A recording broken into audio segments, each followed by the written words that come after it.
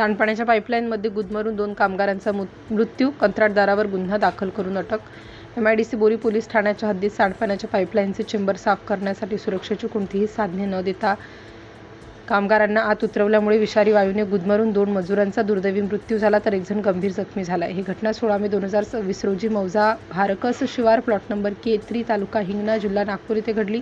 या प्रकरणी निष्काळजीपणा करणाऱ्या कंत्राटदाराविरुद्ध सदोष मनुष्यवधाचा गुन्हा दाखल करून पोलिसांनी त्याला अटक केली आहे. मिळालेल्या माहितीनुसार कंत्राटदार गौरवपुरी वय 32 वर्ष, राहणार मित्र विहार नगर, खरबी रोड, नागपूर यांनी मौजा भारकस शिवार येथील सांडपाण्याच्या पाईपलाईनच्या चेंबरमधील चोकअप साफ करण्यासाठी आपल्या हाताखालील कामगारांना पाचारण केलं होतं. कंत्राटदारांनी सुरक्षेची कोणतीही साधने किंवा उपाययोजना न करता सुपरवायझर प्रशांत मंजुळे, कामगार राहुल मडाव यांनी सुरेश पाटेकर यांना बंद असलेल्या चेंबरमध्ये साफसफाईसाठी उतरवले.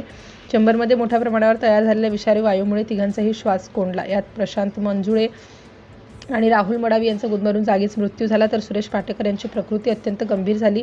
या प्रकरणात 2 मजुरांच्या मृत्यूला कारणीभूत ठरल्याबद्दल कंत्राटदार गौरवपुरी यांच्याविरुद्ध MIDC बोरी पोलीस ठाण्यात भारतीय न्याय संहितेच्या BNS कलम 105 म्हणजेच सदोष मनुष्यवध तसेच कलम 3, 14, 15, 16 हाताने मूलमूत्र साफसफाई करण्याची नोकरी देणे व कोरडे शौचालय बांधकाम प्रतिबंध अधिनियम अन्वये विविध कलमानुसार गुन्हा नोंदवण्यात आला आहे. पोलिसांनी आरोपी कंत्राटदाराला अटक केली असून वरिष्ठ पोलीस अधिकाऱ्यांच्या मार्गदर्शनात MIDC बोरी पोलीस या प्रकरणाचा पुढील तपास करीत आहेत. सिटी इंडिया न्यूजसाठी विशेष प्रतिनिधी चंदू मडावी.